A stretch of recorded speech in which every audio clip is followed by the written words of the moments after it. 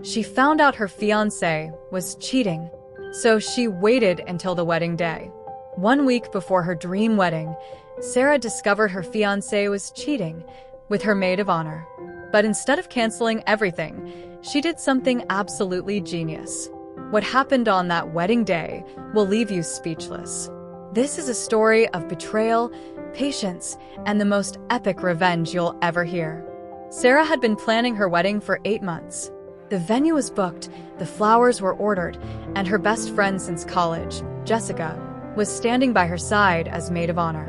Everything seemed perfect. Until 1 week before the big day, Sarah's world shattered. She had forgotten her phone at home during lunch and came back early from work to grab it. When she walked into her apartment, she heard voices coming from the bedroom. Her fiancé Mark's voice and Jessica's. Sarah, at first, thought maybe Jess had stopped by to help with wedding stuff. But then she heard what they were saying.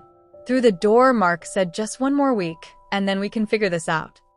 Jessica responded, "I can't keep doing this, Mark." Watching her plan this wedding, knowing, Sarah's hand froze on the doorknob. Her heart was pounding. Part of her wanted to burst and right then and there. But something stopped her. Instead, she quietly backed away, grabbed her phone from the kitchen counter, and left without making a sound. Most people would have called off the wedding immediately, confronted them, screamed, cried. But Sarah? She had a different idea. That night, while Mark was working late, Sarah sat in her car and made a decision. She wasn't just going to expose them. She was going to make sure everyone knew exactly who they were. Over the next 7 days, Sarah became a detective. She installed a voice-activated recorder in their apartment. She checked Mark's phone while he was sleeping. She scrolled through Jessica's social media, looking at every tagged location, every suspicious post. And what she found was worse than she imagined. The affair had been going on for 6 months. They'd been together at Sarah's birthday party, during the venue tours, even at the engagement celebration. There were deleted texts, hotel receipts, and late-night calls. But the worst part? A pregnancy test. Positive. Hidden in Jessica's purse during a dress fitting. Sarah had seen everything. And she kept smiling, kept planning, kept pretending. Sarah thought, every time Jessica asked me about bridesmaid dress adjustments or Mark wanted to discuss honeymoon plans, I played along. I hugged them. I laughed with them. And inside, I was counting down. But Sarah had one advantage they didn't know about. She had paid for almost everything herself. The venue deposit, the catering, the honeymoon package, all in her name, all with her money. And she had made sure the wedding planner had very specific instructions for the ceremony. The morning of the wedding arrived. Sarah woke up calm, eerily calm. Her bridesmaids, including Jessica, were getting ready, popping champagne, taking photos.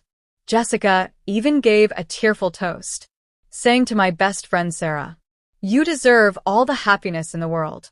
Sarah just smiled and raised her glass. At the venue, 150 guests filled the seats.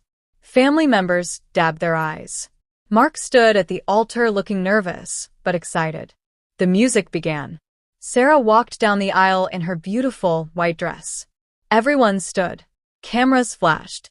When she reached the altar, Mark took her hands and smiled. Mark whispered, "You look incredible." Sarah replied, "Just wait." The officiant began the ceremony. Everything seemed normal, traditional, beautiful, until it was time for the vows. The officiant then said, "And now, the bride has prepared something special to share." Sarah reached into her bouquet and pulled out a small remote control. Sarah said to the crowd, "Before we continue, there's something everyone needs to see." She clicked the button. The large projector screen behind the altar, which guests assumed was for a romantic slideshow, suddenly lit up. And then, the first recording played. Mark's voice from speakers, "She has no idea. After the wedding, we'll figure out how to tell her." The crowd gasped. Mark's face went white.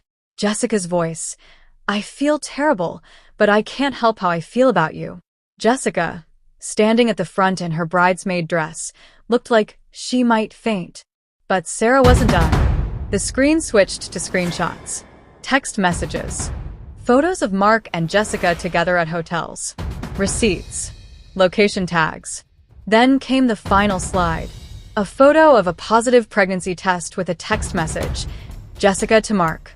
We need to talk about this. The wedding venue erupted into chaos. Mark tried to grab Sarah's arm. Mark, Sarah, wait, I can explain. Sarah pulling away, with a voice strong. Explain? Explain to all these people how you've been sleeping with my best friend for 6 months? How is she pregnant with your child? Jessica was crying, trying to push through the crowd toward the exit. But Sarah's family and friends blocked her path, hurling accusations and disgust. Mark's parents looked mortified. His groomsmen stood frozen in shock. And Sarah? She stood at that altar with her head held high. Sarah said to the crowd, "Thank you all for coming today. I'm sorry you traveled to witness a wedding that isn't happening. But I'm not sorry you got to see the truth about these two people. Oh, and one more thing. Mark, Jessica, you might want to know that the venue, the catering, the honeymoon package, and even this dress, all paid for by me. All in my name. The gifts, the monetary contributions from guests, those will be refunded or donated to charity. Sarah, you two get nothing. Accept each other. Good luck with that." And with that, Sarah walked back down the aisle. Not as a bride, but as a woman who refused to be made a fool. So what happened after? Sarah canceled the venue deposits and got most of her money back. The non-refundable amounts?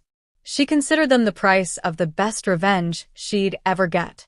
Mark tried to reach out dozens of times, apologizing, begging. But Sarah blocked him everywhere. Jessica? She did have the baby, but Mark wasn't ready to be a father. He left her 3 months later. Last anyone heard, he was living back with his parents.